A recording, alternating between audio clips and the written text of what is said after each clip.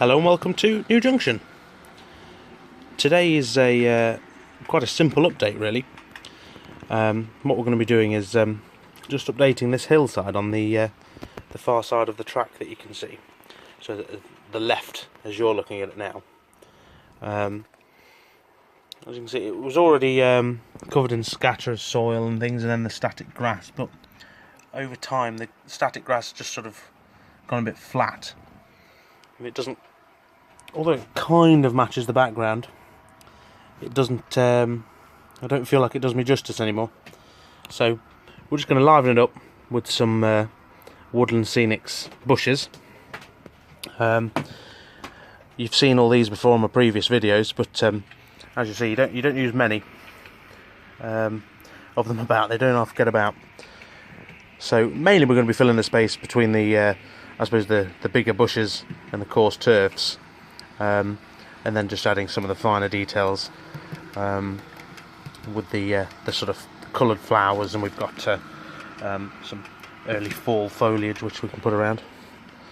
Bits of, I suppose, twig and things we can also try and use. But yeah, I thought it was time to freshen that up a bit. So cue the montage.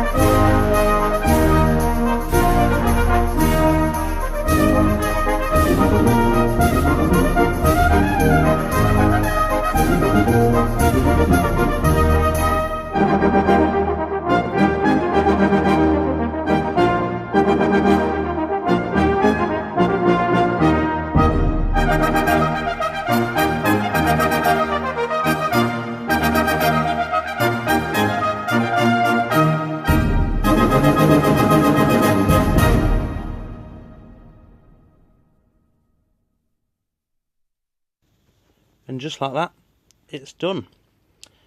Now, this is only the base still. This is Woodland Scenic's olive green bushes. They make for quite a good base. And as you can see, I've made quite a bit of mess, having fun with it all, but that's the whole point. I never worry about covering my track and things like that, but I mean, there's there's nothing a good old track rubber can't get off, like with the drips of glue and things. But I always, as you may have just seen, I pour my glue on, because I suppose it finds the cleanest route, which would be just like in nature, where bushes would grow with the water. So I think it looks quite effective. Now for the next step, I'm going to be using the scenic cement. Ooh, focus. Liquid, and then I'm not going to spray or brush on. I'm going to use a pipette, mainly because I only want to cover the bushes I've just done, and I'm going to use coarse turfs in a different colour. Thinking aloud, I'm going to use medium and light green, I think, just because they'll be different again, and I'll add a bit of depth to it all. So let's see how that goes. Right, so I'm going to use my usual trick to use an Oxford die-cast car lid to mix in my turfs. So the first one is the light green coarse turf. Probably about that much. I'll just put the cap back on. The next one, medium green. Now, this is the real difference in colour, because it's much darker, much more vibrant than the colours already on the layout. Too much and I think it looks fake. So you only want a subtle hint with that one. The next stage is I like to mix in some an ever so slight touch of fine turf. Because this isn't the ground and it's the top of bushes, you don't want a lot, but it's just enough just to break up the colours. I mean, never worry about spillages like I've just done there. Quick hoover afterwards, get it straight up. Right, so the first step, just mix it in lightly, and it's literally, that's it, ready to go.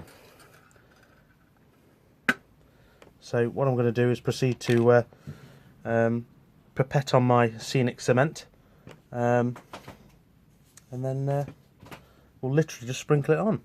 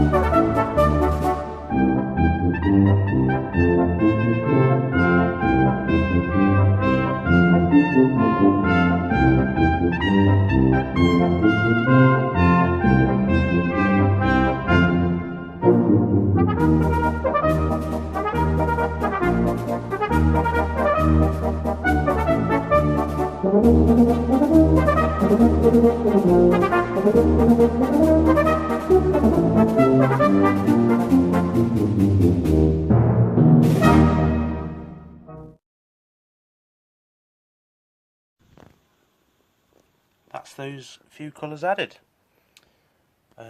It's quite a quick transformation when you're layering scenery like this. It does change in front of your very eyes. The next step, while it's all still wet, is the flowers. What I like to do is use some of the light green foliage, which is a sort of a matting. You pull it apart to be very thin covering, and it looks like the leaves to the flowers, and you do exactly the same to the two colours, which you'll see now, and that just sort of tops it off. So I'll show you adding a bit of that, and then we're nearly finished. So if I take the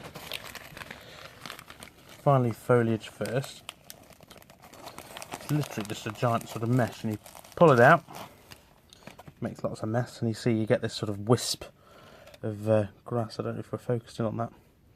And all you do is you pull it apart It looks a bit odd at first. And you sort of create yourself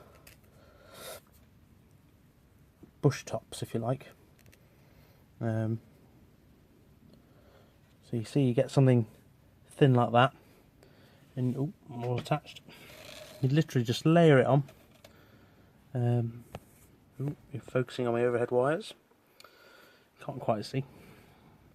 I'll show you in a second. You layer that on, and then you pick same again, but the coloured option. Pull that out of the bag. It's quite tough stuff, or it's very weak. You never know. I've just got yellow flowers all down myself. Same again. You pull this out. Less is more, of course. And then you just place it on top. And although that looks garishly obvious that it's just been plonked there, when you glue it down, it actually, moulds itself, plies itself to the under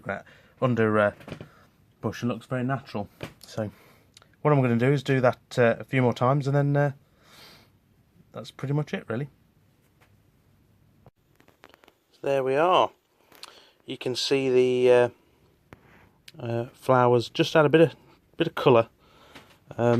I'm just about to go over them again with some scenic cement and the pipette, and then the final stage, once I've done that, just to lock it all in place. Oh, let me grab it.